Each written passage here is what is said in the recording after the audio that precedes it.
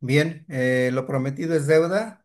Vamos a ver los últimos fármacos dentro de lo que es el capítulo de antimicrobianos, la unidad de terapia antiinfecciosa. Ya está puesta la presentación. Espero que la estén viendo bien y si no, la revisaremos entonces nuevamente más tarde. Pero ya una vez que hayamos comprobando que todo está bien, damos inicio a esta presentación. Estamos hablando del grupo de antisépticos urinarios y pues es lo mismo que decir el grupo de antibióticos que se utilizan para infecciones de las vías urinarias. Entre ellos tenemos dos, los que vamos a ver, nada más la nitrofurantoína por una parte y posteriormente la fosfomicina. El hablar de nitrofurantoína es hablar de un grupo de medicamentos que están compuestos o provienen de un grupo de compuestos de nitrofuranos sintéticos que están unidos a un ácido débil, conocidos ya prácticamente desde los años 50, es decir, a mediados del siglo pasado, en donde se desarrollaron dos formas de este medicamento, las formas microcristalinas, que posteriormente evolucionaron y se desarrollaron formas macrocristalinas, dentro de los cuales comercialmente, pues el que se expende y se utiliza en nuestro medio es la macrodantina. Actualmente se sabe que estas mezclas ambas pueden presentarse también en micro y macrocristalinas o bien solo las macrocristalinas. Esta es la estructura química de la nitrofurantoína, como ya lo hemos venido haciendo en todos los casos de antimicrobianos. Les dejo la estructura química, no la vamos a describir porque no terminaríamos en el tiempo calendario que tenemos programado desde el principio de semestre. ¿Cuáles son los mecanismos de acción de este grupo de medicamentos, los nitrofuranos, más bien la nitrofurantoína? Este mecanismos de acción implican diferentes localizaciones y esto es lo que le da mucha estabilidad en los tratamientos y tal vez un muy bajo porcentaje de resistencias. Pueden actuar inhibiendo la traducción ribosómica, o bien también dañando el DNA bacteriano e interfiriendo en el ciclo de Krebs, aunque bien definidos cada uno, todavía falta mucho por avanzar para poder comprender exactamente estos mecanismos de acción. Generalmente se dice que la nitrofurantoína es metabolizada por enzimas llamadas nitroreductasas bacterianas que dan lugar a un intermediario denominado como intermediario electrófilo que es muy reactivo y que afecta directamente a las proteínas ribosómicas bacterianas, ocasionando la inhibición completa de la síntesis de proteínas, es decir, también participa inhibiendo la síntesis de proteínas y tiene una actividad netamente bactericida, y esta actividad bactericida se da en más del 90% de las Escherichia coli, que son causales de infección de vías urinarias. Sabemos que en su mayoría son las E. coli enteropatógenas las que se comprometen con las infecciones de vías urinarias en su mayor parte. Se usa cada vez también con más frecuencia en infecciones que están causadas por enterococos, tanto Enterococcus fecalis como Enterococcus faecium, incluyendo aquellos resistentes a la vancomicina. Esto es una gran ventaja de la nitrofurantoína. También se ha demostrado sensibilidad por algunos cocos gram positivos como Staphylococcus aureus y el Staphylococcus saprophyticus en infecciones de vías urinarias. Y se sabe que la mayoría de aislados bacterianos son sensibles si la concentración inhibitoria mínima es mayor, digamos, igual o menor de 32 microgramos por mililitro.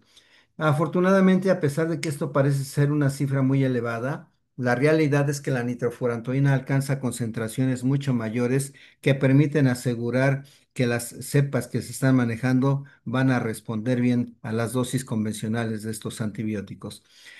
Algo que es importante, que las pruebas que se hacen de sensibilidad en el laboratorio solamente las dirigen los expertos en el laboratorio a enterobacterias, a estafilococos y a enterococos, y normalmente no hacen pruebas con otros microorganismos. Algo que es muy importante mencionar, porque no hay que confundir a veces las coberturas, aunque sean amplios espectros. Pseudomonas aeruginosa casi siempre es resistente a este tipo de antibióticos, por lo que no es una opción en estos casos. Desde el punto de vista de su farmacocinética, lo que son como highlights farmacológicos, lo que aquí les expongo, Hablamos de que la absorción en su mayor parte se lleva a cabo en el intestino delgado y por vía oral se alcanza hasta el 40 o 50% del medicamento y aunque esto mejora con el alimento, normalmente se recomienda que se dé junto con los alimentos para incrementar esta absorción del medicamento. Si bien la forma microcristalina se absorbe más rápida y completamente que la macrocristalina, vean ustedes un 43 contra un 36%. También es cierto que esta forma microcristalina se asocia más a efectos secundarios gastrointestinales que son desagradables y que finalmente pueden condicionar el desapego del manejo. Eh, ¿Cómo se distribuye? Se habla que las concentraciones séricas de nitrofurantoínas alcanzan niveles muy bajos, o sea, las concentraciones en sueros son bajas e incluso se refiere que pueden ser prácticamente indetectables con las dosis orales estándar. Pero vean ustedes la concentración que alcanza el fármaco en orina, de 50 a 200 microgramos. Aquí le falta una C, microgramos. eh, por favor, la corrigen en la presentación que les mandé editable por mililitro. 50 a 200 microgramos por mililitro y supera fácilmente los 32 microgramos por mililitro de los patógenos sensibles. Es lo que les decía ya hace un momento. Si bien las 32 microgramos por mililitro es el punto de corte. La absorción que tiene y la concentración en orina alcanzan más de 50, vean ustedes, entre 50 a 250 microgramos por mililitro. Corrijan por favor en su presentación en la editable esta parte de microgramos. Las concentraciones en secreciones prostáticas también se refiere que son bajas, por lo que este tipo de medicamentos no se pueden considerar eficaces en las infecciones de la próstata. En tanto que en leche materna también se reportan sumamente bajas y también las concentraciones biliares son prácticamente las mismas que las séricas o incluso pueden ser indetectables, por lo que no hay mayor problema en usar estos medicamentos prácticamente incluso durante la lactancia. ¿Cómo se eliminan? Se eliminan principalmente por orina, mediante filtración glomerular, secreción tubular y reabsorción tubular. Los tres mecanismos se ven implicados en la eliminación por orina. Algo que también puede impedir su reabsorción es la alcalinización de la orina en los túbulos. Esto impide su reabsorción en los túbulos renales, pero algo que también se debe decir es que la actividad antimicrobiana puede disminuir en orina alcalina. De ahí que en algunos casos se recomiende acidificar la orina para mantener una mejor eficacia de este medicamento. Se sabe también que con función renal normal, una pequeña proporción de la nitrofurantoína se puede eliminar por metabolismo y eliminación biliar, pero tiene muy poca relevancia clínica y poca relevancia microbiológica. No es preciso, no es necesario. En pacientes con insuficiencia hepática, ajustar las dosis es otra ventaja del medicamento. Y algo que se recomienda, que en pacientes que tienen insuficiencia renal, se tenga que seguramente ajustar la dosis o no administrarse, sobre todo cuando las cifras de aclaramiento de creatinina son bajas. En la referencia en su libro de Mandel habla de menor de 60 mililitros por minuto. Sin embargo, en algunos artículos hacen referencia a cifras entre 30 y 45 mililitros, el punto, digamos, de ajuste en pacientes con insuficiencia renal. Pero si este es el problema por la vía de excreción que tiene el medicamento, es preferible no utilizarlo en pacientes con insuficiencia renal. ¿Cuáles son las dosis para este medicamento? Vean ustedes, normalmente se maneja para infección de vías urinarias, generalmente en cistitis agudas, bacterianas. En la vía oral, en la forma macrocristalina que les comentaba yo hace unos momentos, que es la macrodantina, de 50 a 100 miligramos 4 veces al día. Tal vez este sea un poquito el inconveniente de estos medicamentos, que todavía son de intervalos cortos. Y otra de las indicaciones, y son las únicas para las que se establecerían digamos, las indicaciones de este fármaco, son las profilaxis para infecciones de vías urinarias recurrentes, en las cuales en lugar de dar 4 veces al día, se dan 50 a 100 miligramos una vez al día. Esto es para la población adulta. Incluso se habla de que se pudiera dar profilaxis también a la mujer embarazada con este medicamento como uno de los más seguros. Y en el cuadro que les pongo se hace un comparativo que también trae su libro de Mandel. En la edición en inglés viene prácticamente lo mismo, por eso les pongo la fotografía en español, en donde se presenta un comparativo entre la nitrofurantoína, lo que es la macrodantina, con trimetoprim sulfametoxazol, que ya lo vimos, contra fosfomicina, que lo vamos a ver enseguida, contra las fluoroquinolonas, que ya lo vimos, y algunos betalactámicos. Entonces, lo que nos podemos nosotros fijar son las dosis. Normalmente son dosis para adultos. La nitrofurantoína 100 miligramos 2 veces al día durante 5 a 7 días o 4 veces al día durante 5 a 7 días. El trimetoprim sulfametoxazol, las tabletas de 160 miligramos de trimetoprim con 800 de sulfametoxazol 2 veces al día durante 3 días. La fosfomicina en dosis única de 3 gramos, que esta es la fosfomicina trometanol. Las fluoroquinolonas en dosis variables, dependiendo del tipo de fluoroquinolona que manejemos también durante 3 días. Y los antibióticos beta-lactámicos en dosis variables también durante 3 a 5 días. Si se dan cuenta, los tratamientos realmente se han vuelto tratamientos muy cortos para infecciones de vías urinarias no complicadas. Y de hecho, muchas referencias hablan de la nitrofurantoína solo durante 5 días. ¿Qué debemos rescatar de estos cuadros? Vean ustedes. Uno, la eficacia clínica, en donde nos damos cuenta que la media de la eficacia clínica de prácticamente todos, a excepción de los betalactámicos, está de 90 hacia arriba. Entonces es muy buena la eficacia de estos medicamentos. Esta es la parte que yo les comentaba de lo que algunos, pues, vamos a decir, profesionales de la salud evitan ya manejo de trimetoprim sulfametoxazol porque han leído referencias de las resistencias y vean ustedes, no hay mucha diferencia con nutriafurantoína o con fosfomicina. Esta es la parte clínica. En la parte de la eficacia microbiológica, vemos también que la trimetoprim sulfametoxazol tiene una eficacia microbiológica mayor que nitrofurantoína, mayor que fosfomicina e incluso mayor que las quinolonas.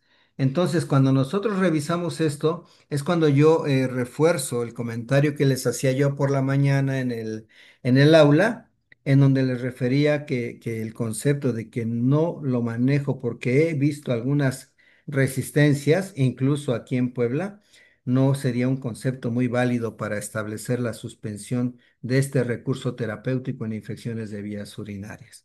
Esto es lo que está descrito y esto es lo que podríamos ir revisando dinámicamente para ver los comportamientos de las resistencias a los antibacterianos. No son muchas las indicaciones de uso clínico, de hecho es la primera línea de tratamiento en la cistitis aguda no complicada. El promedio de tiempo de tratamiento son 5 días y la profilaxis en vías urinarias recurrentes, aunque ahora ya hay ciertas discrepancias en su uso, pero en mujeres con vida sexual activa se ha demostrado que es eficaz una dosis de 100 miligramos poscoital, incluso también en mujeres embarazadas.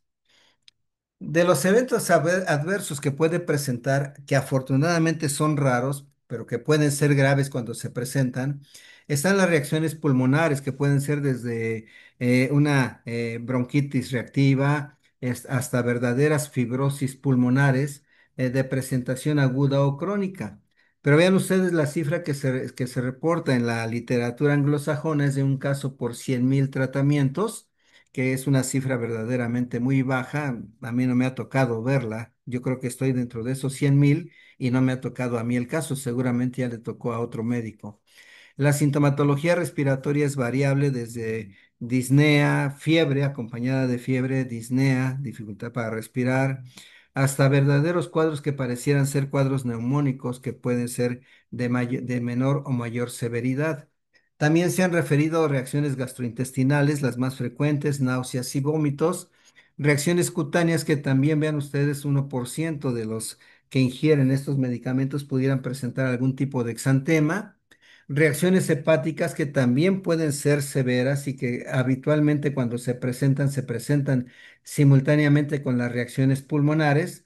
Vean ustedes, son hepatitis que afortunadamente la mayor parte son reversibles en cuanto se suspende el tratamiento, pero algunas pueden comportarse como hepatitis crónicas activas que eventualmente pueden llevar también a la muerte según lo que refieren los textos.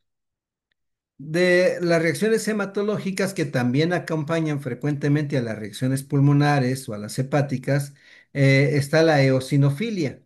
O bien también puede llegar a presentar anemia hemolítica que generalmente se asocia a déficit de la glucosa 6-fosfato deshidrogenasa. Y finalmente las neuropatías periféricas que también son muy raras, pero cuando se llegan a presentar o a describir, se habla de disestesias, se habla de parestesias distales, de debilidad muscular también distal y ocasionalmente un síndrome de respuesta inflamatoria sistémico que es rarísimo y por eso no lo subrayé en negritas, porque solamente se hace referencia, pero incluso no se describe como tal. Con eso concluiríamos esta parte importante de nitrofurantoína. Hay más descrito, pero estos son los elementos clave que ustedes pueden manejar para tener cuando menos el, el concepto básico de cómo se debe manejar la nitrofurantoína. En población pediátrica, la dosis para profilaxis es de 2 miligramos por kilo en dosis única diaria y con eso habitualmente se alcanzan la eficacia de las profilaxis respecto a la población pediátrica. Algo que es muy importante mencionar desde el punto de vista de lo que es la cobertura antimicrobiana, y quiero resaltarlo, que si bien es eh, la biota que les comentaba yo hace unos momentos, pudiéramos ser mucho más específicos y mencionar todas las enterobacterias que puede cubrir, como al igual que Escherichia coli. Tenemos las Escherichia coli que son productoras de beta-lactamasas de espectro extendido, por lo que una posibilidad del uso de nitrofurantoína es justamente cubrir Salmonella, Shigella, que son en más del 50% sensibles a este microorganismo, lo mismo que la Escherichia coli productora de betalactamasas de espectro extendido. Y lo que no cubre son Morganella, son Proteus, son Providencia, Serráceas y Pseudomonas aeruginosa. Se ha demostrado también sensibilidad con algunas neiserias, con corinebacterias, con bacteroides y también con bacillus. Entonces tenemos un patrón de tratamiento que es muy amplio con nitrofurantoína en los niños que normalmente se manejan en los niños mayores de 6 años en dosis de 5 a 7 miligramos por kilo de peso por día, siempre y cuando vigilemos que no supere la dosis del adulto, en tanto que en menores que no toleren bien los comprimidos, la dosis recomendada es de 1 a 2 miligramos por kilo de peso cada 6 horas, también sin superar la dosis del adulto, durante un promedio de 5 días. Entonces, estas son indicaciones pediátricas que ya no se las puse, pero lo que importa también es que ustedes aprendan a manejar primero la parte de medicina general y ya después podremos ir revisando la parte de las dosificaciones pediátricas con respecto a lo que es la nitrofurantoína. Sí, tendrán sus contraindicaciones, los problemas de hipersensibilidad, los niños menores de 3 meses, no hay que dar tratamientos prolongados tampoco. Aquellos pacientes con insuficiencia renal, como lo mencionábamos hace unos momentos, los pacientes por las características de las hepatitis, aquellos pacientes que tienen deficiencias de glucosa 6-fosfato deshidrogenasa, tampoco son candidatos a tratamiento. Los hepatópatas también serían una población que hay que considerar como parte de la posibilidad de no manejar esta nitrofurantoína. Entonces tenemos una muy buena opción de inicio relacionada con infección de vías urinarias como digamos, eh, primer recurso o un recurso primario para el manejo de infecciones de vías urinarias no complicadas, específicamente cistitis aguda, ¿sí? Y luego ya pasaríamos a lo que es la fosfomicina. La fosfomicina, que también es un antibiótico bactericida, ese antibiótico bactericida generalmente actúa a nivel de la pared bacteriana o de la pared celular, bloqueando la síntesis de la pared, básicamente en el primer paso de la biosíntesis de los peptidoglicanos. En este sentido, esta es la forma en que lo va a hacer, el primer paso en la síntesis de peptidoglicanos. Estos antibióticos normalmente son transportados hasta la pared bacteriana por dos sistemas de transporte que se les han considerado. Uno de ellos son los sistemas de captación de L-alfa glicerofosfato y los de hexosafosfato. Tiene un amplio espectro de actividad, es una actividad netamente bactericida de amplio espectro, involucra estafilococos, enterococos, hemófilus y la mayoría de gram negativos entéricos, ¿sí? Por lo tanto, se considera que tiene un amplio rango terapéutico y también tiene propiedades farmacológicas características. Penetra eficazmente en los tejidos e incluso también penetra en el líquido cefalorraquídeo. Esto es lo que le da ciertas ventajas. Tiene una excelente cobertura en la mayoría de Escherichia coli, incluyendo, vean ustedes, hasta un 95% de Escherichia coli productora de beta-lactamasas de espectro extendido. También cubre especies de Klebsiella, Enterobacter, Serratia, aunque estas tienen necesidad de concentraciones inhibitorias mínimas más altas, sí llega a cubrir, sobre todo aquellas cepas de Klebsiella que son productoras de beta-lactamasas de espectro extendido, llega a cubrir a más del 50% de estas bacterias. Pseudomonas aeruginosa, por poseer características de sensibilidad variables, no sería la primera recomendación y a lo mejor como una actividad sinérgica pudiera funcionar con algunos antipseudomónicos, pero sí digamos, una situación a considerar cuando las concentraciones inhibitorias mínimas se encuentran entre 4 y más de 512 microgramos por mililitro. Se ha demostrado in vitro que tiene una muy buena actividad contra Enterococo fecalis y contra Enterococo faecium, con una eficacia muy cercana al 100% en ambos casos. Algo que es importante es que las sensibilidades o las pruebas de susceptibilidad a la fosfomicina normalmente se determinan mediante pruebas de difusión en disco, es decir, en placas de agar, y no se realizan con las pruebas de dilución o microdilución en caldos de cultivo en los sistemas automatizados hasta donde tenemos conocimiento actualmente. Desde el punto de vista farmacológico, sabemos que la fosfomicina generalmente se absorbe mejor si se administra antes de las comidas, es decir, en ayuno. Casi el 60% de digamos, de la dosis que se administra de fosfomicina se elimina por orina. Lo que es absorbido se elimina por orina. Se sabe también que la molécula de fosfomicina, que pesa 138 Daltons, es mucho menor que la de otros antibióticos, por lo que la facilidad para que difunda a través de las membranas es muy ostensible, es muy fácil que difunda a través de las membranas, es hidrosoluble y se hidroliza a su forma activa, pero no se metaboliza.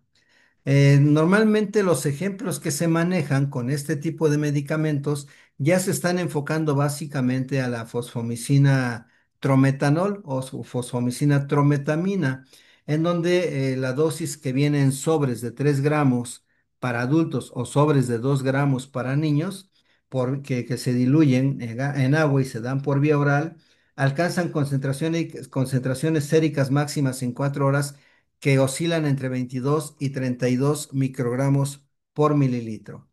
Estas concentraciones altas que se manejan aquí difieren de las concentraciones que se alcanzan en orina, ya que se refieren hasta 2000 microgramos por mililitro, y estos valores se mantienen altos durante más de 24 horas. Y dada la vida media de la fosfomicina trometanol, se infiere que con una sola dosis podemos alcanzar un esquema terapéutico para cistitis no complicadas agudas con altas tasas de éxito. Entonces, esto viene en este renglón. La semivida larga hace suficiente una sola dosis en casos de cistitis no complicadas. La fosfomicina trometanol en una dosis de 3 gramos toma única es la dosis que habitualmente se maneja, o en niños mayores de 6 años, una dosis de 2 gramos, también hay sobres de 2 gramos, también como dosis única, es la dosis que habitualmente se maneja. Sus indicaciones básicas es la cistitis aguda no complicada, y en ese sentido, se ha corroborado que se puede ampliar la cobertura que tiene contra Klebsiella pneumoniae, productora de betalactamasas de espectro extendido, así como enterobacterias productoras de carbapenemasa, vean ustedes, o sea, resistentes a carbapenem, manteniendo la fosfomicina como el tratamiento de estos casos complicados. Ya en estudios observacionales se ha señalado que puede ser eficaz también en el tratamiento de infecciones de vías urinarias por microorganismos multiresistentes. Entre ellos se involucran las enterobacterias productoras de carbapenemasa a dosis repetidas de 3 gramos cada 48-72 horas. Esta es la única diferencia. Las no complicadas, una sola dosis.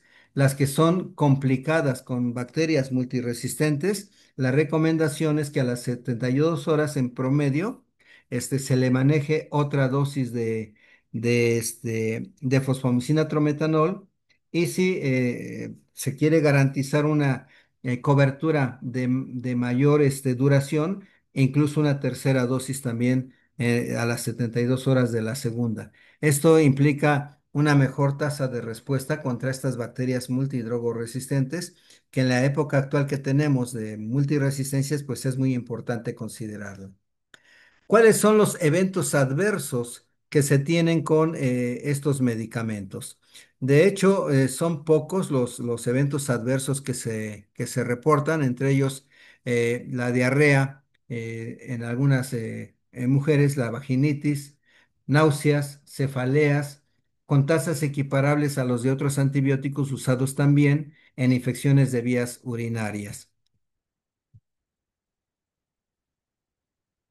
Se han llegado a publicar en algunos casos datos de neuritis óptica, así como datos de hipoacusia. Sin embargo, esto es cada vez más raro que se reporte. De hecho, ya actualmente en la literatura no se hace referencia tanto a estas complicaciones de neuritis óptica y de pérdidas auditivas. Eh, Algo que se tendría que comentar es si estos medicamentos tienen o no resistencia. Si bien se ha dicho que todos los antibióticos pueden generar resistencia, los diferentes mecanismos de acción en estos medicamentos pues implican un tanto más difícil que esto se presente. De hecho, se refiere que con relación a la fosfomicina, Escherichia coli puede desarrollar rápidamente en condiciones desde luego experimentales resistencia a fosfomicina, pero a pesar de que puede generar tasas de mutación relativamente altas in vitro, en los aislados clínicos se ha demostrado poco frecuente esta posibilidad de estar mutando. Entonces, pues realmente no deja de ser una buena opción, incluso para estas cepas resistentes, el uso de este medicamento.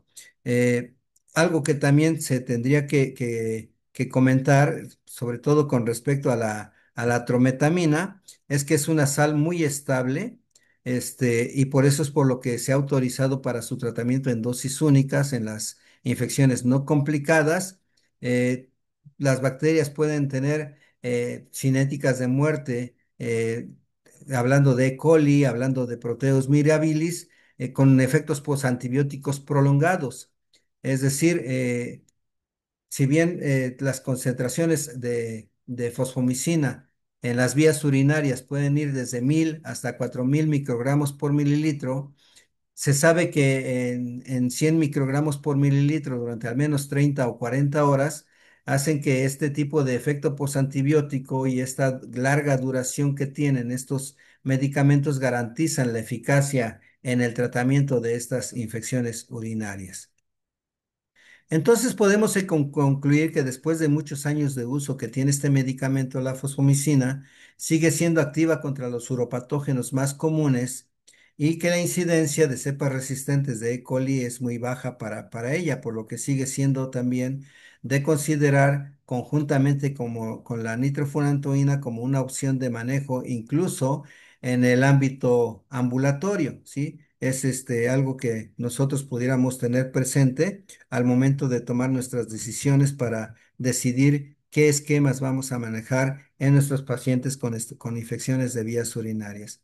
Algo que no hay que olvidar, y eso me parece algo digno de comentar, si las posibilidades que ustedes tienen con sus pacientes, con la confianza que tienen con sus pacientes, les permiten, cuando menos, hacer un examen general de orina y un urocultivo, pues la idea de que lo practiquen y puedan tener el diagnóstico confirmado, no solamente sospechado clínicamente, sino confirmado incluso con el diagnóstico etiológico también ya establecido, ustedes podrán llegar a documentar incluso sus propios tratamientos, la eficacia de los mismos o las fallas terapéuticas que les permita ir ajustando su práctica clínica al día a día cuando tengan su propio consultorio o estén trabajando en una clínica privada o en un hospital público, tener las herramientas para generar la revisión de nuevos protocolos de diagnóstico y nuevos protocolos de tratamiento con este grupo de antimicrobianos.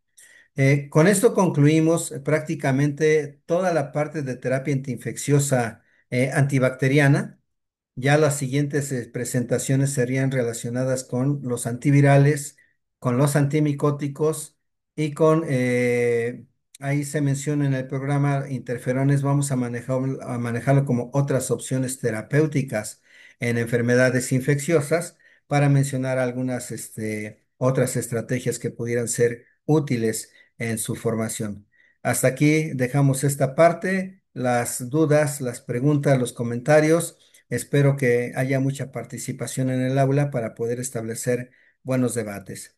Que tengan una excelente noche y nos vemos en el aula la siguiente clase. Hasta luego.